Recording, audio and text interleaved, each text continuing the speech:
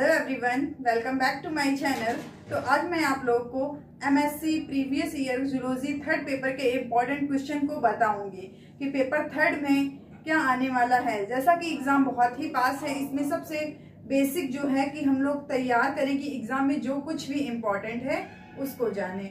Okay, तो बिना देर किए हुए हम लोग जानते हैं, देखते हैं कि जो पेपर थर्ड है उसमें इम्पोर्टेंट क्वेश्चन कौन कौन से हैं। ओके, तो इससे पहले मैंने फर्स्ट एंड सेकंड पेपर का जो इम्पोर्टेंट क्वेश्चन है उसका वीडियो बनाया है, जिसका लिंक डिस्क्रिप्शन बॉक्स में दिया गया है, आप लोग वहां जाके देख सकते हैं। तो चलिए बिना देर किए हुए हम लोग आज का जो अपना वीडियो है, आज का जो हमारा टॉपिक है उसको स्टार्ट करते हैं। तो हम लोग एमएससी पेपर थर्ड जूलॉजी जानेंगे कि MSc previous year paper third में इम्पोर्टेंट क्वेश्चन क्या है।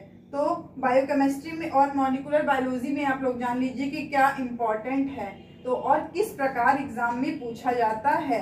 तो क्वेश्चन नंबर वन है हमारा describe the molecular composition of cytoplasm. Molecular composition, cytoplasm का जो मॉलिक्यूलर कंपोजिशन है उसको आपको डिस्क्राइब करना है।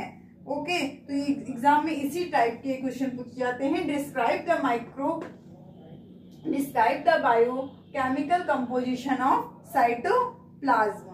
ओके, अब है बफर सिस्टम। तो आप जानिए कि बफर सिस्टम कैसे पूछा जाता है। तो एग्जाम में पूछ लिया जाता है what is buffer system, and ऐसे लिखो बफर सिस्टम में, ऐसे of buffer system. Okay, short note on buffer system. तो इस टाइप का क्वेश्चन पूछा जाता है बफर सिस्टम से। नेक्स्ट हम लोग जाने पीएच। तो पीएच किस प्रकार पूछा जाता है। तो पीएच हमेशा एग्जाम में पूछा गया है कि short note on pH, pH पे आपको शॉर्ट नोट लिखना है। अब नेक्स्ट हमारा टॉपिक जो है कार्बोहाइड्रेट। तो आप लोग जान लीजिए कार्बोहाइड्रेट किस प्रकार पूछा जाता है। एग्जाम में पूछा जाता है कि what is carbohydrate and describe it's type. Carbohydrate क्या होता है एंड इसके टाइप को आप डिस्क्राइब करिए। ओके, तो इस टाइप का पूछा जाता है carbohydrate. And structure of lipid. तो स्ट्रक्चर ऑफ लिपिड में आप लोग जान लीजिए, आप लोग से पूछा जाता है कि give the account of structure properties and different kind of lipids. Okay, इस टाइप का क्वेश्चन आपको लिपिड से पूछा जाता है।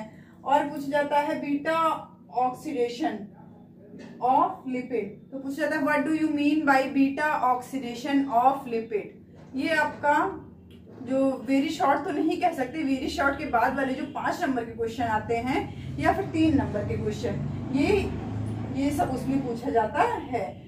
और ये कार्बोहाइड्रेट हमेशा लॉन्ग में पूछा जाता है, ज्यादातर लॉन्ग में, शॉर्ट में तो अभी तक नहीं देखा गया है मगर आ भी सकता है।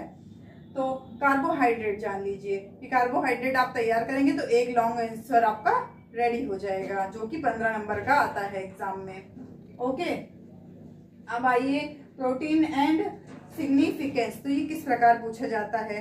तो एग्जाम में हमेशा पूछा जाता है डिस्क्राइब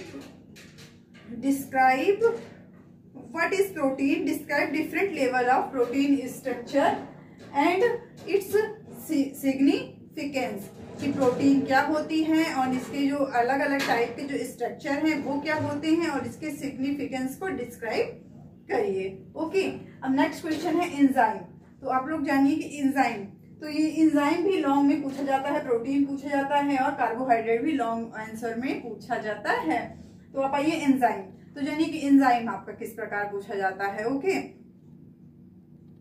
तो एंजाइम है डिफाइन एंजाइम और classify enzyme and define many method of mechanism. जो एंजाइम से रिलेटेड मैकेनिज्म है इसको डिफाइन करने के लिए कहा जाता है और इसकी डिफिनेशन पूछी जाती है। Okay, classify enzyme, describe the mechanism of enzyme and enzyme action भी बहुत बार पूछा गया है कि what is enzyme action, enzyme action क्या होता है। अब नेक्स्ट क्वेश्चन की ओर बढ़ते हैं हम लोग। Mechanism glycolysis. ग्लाइकोलिसिस की जो मैकेनिज्म है वो बहुत ही ज्यादा एग्जाम में पूछी जाती है कि ग्लाइकोलिसिस की मैकेनिज्म होती क्या है। तो आप लोग ये तो 100% मान के चलिए, बहुत ही ज़्यादा एग्जाम में पूछा गया है कि glycolysis, mechanism of glycolysis, glycolysis की जो मैकेनिज्म होती है वो क्या होती है। ओके, अब नेक्स्ट क्वेश्चन की ओर आता है कि define glycolysis, give a detail account of the mechanism of glycolysis, कि ग्लाइकोलिसिस को आप बताइए कि क्या होता है और इसकी जो मैकेनिज्म है बहुत बड़ी मैकेनिज्म है, वैसे बहुत इजी भी है। ओके, तो ये आप लोग तैयार कर लें। नेक्स्ट है क्रेब साइकिल, तो क्रेब साइकिल भी बहुत ही ज़्यादा इंपॉर्टेंट है, क्रेब साइकिल्स भी आप लोग तैयार कर लें। ये तो आपने बीएससी में भी पढ़ा होगा, क्रेब साइकिल, ये सारे टॉपिक बीएससी में हैं।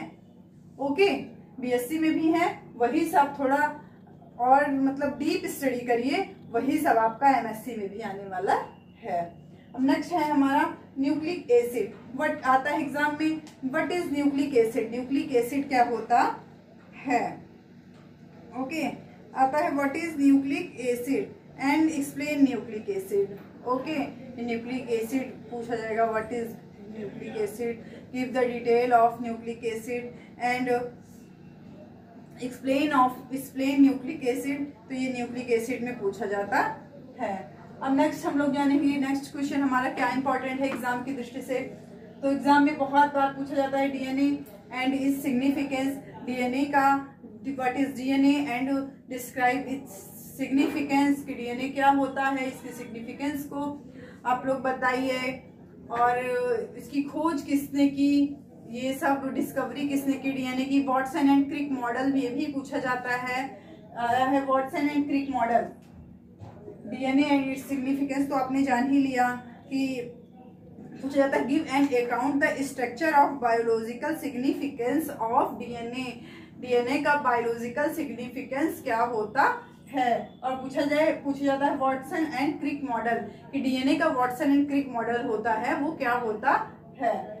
अब है डीएनए रिप्लिकेशन, डीएनए रिप्लिकेशन भी बहुत एग्जाम में आता है, तो ये इस प्रकार पूछा जाता है कि व्हाट इज डीएनए रिप्लिकेशन, कि डीएनए रिप्लिकेशन क्या होता है, give N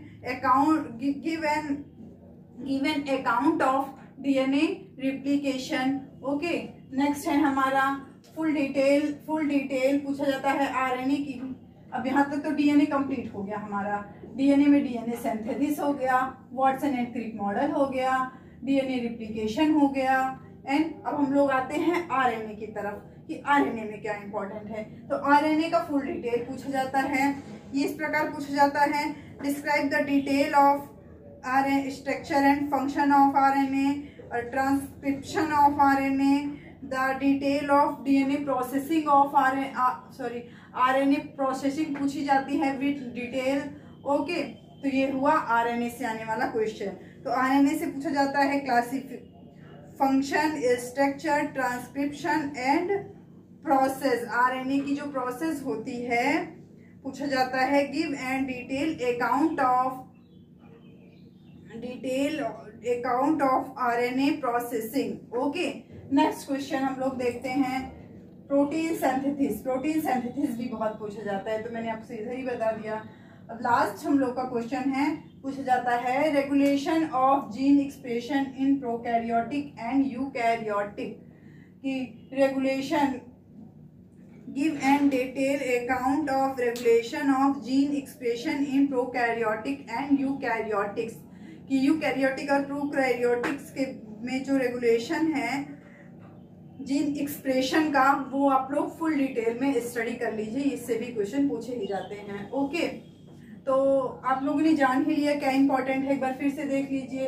buffer system, pH, carbohydrate, structure and lipid, beta oxidation of lipid, protein synthesis of lipid, enzyme, mechanism of glycolysis, Kreb cycle, nucleic acid, DNA and DNA synthesis, Watson and Crick model, DNA RNA पूछा जाता है, RNA synthesis पूछा जाता है, synthesis of protein पूछा जाता है, and regulation and gene expression of prokaryotics and eukaryotics. Okay, तो ये हमारा आज का जो सेशन है हमारा, कि हम लोगों ने जाना कि एमएससी थर्ड ईयर में जो क्वेश्चन आते हैं एग्जाम में बहुत बार पूछे गए हैं उसको। ओके, नेक्स्ट वीडियो में हम लोग पेपर फोर्थ में जो कुछ ही इम्पोर्टेंट है, जो एग्जाम में आता है, उसको जानेंगे। इसलिए अगर आपको जानना हो तो आप लोग मेरे चैनल को सब्सक्राइब करिए।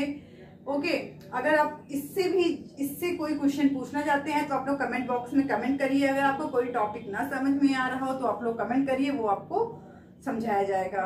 ओके, आप लोग फुल स्टडी के लिए, इसका पीडीएफ पाने के लिए प्रोवाइड होगा आपको। सब लोग टेलीग्राम चैनल ज्वाइन कर सकते हैं, जिसका लिंक डिस्क्रिप्शन बॉक्स में दिया गया है। Okay, thank you.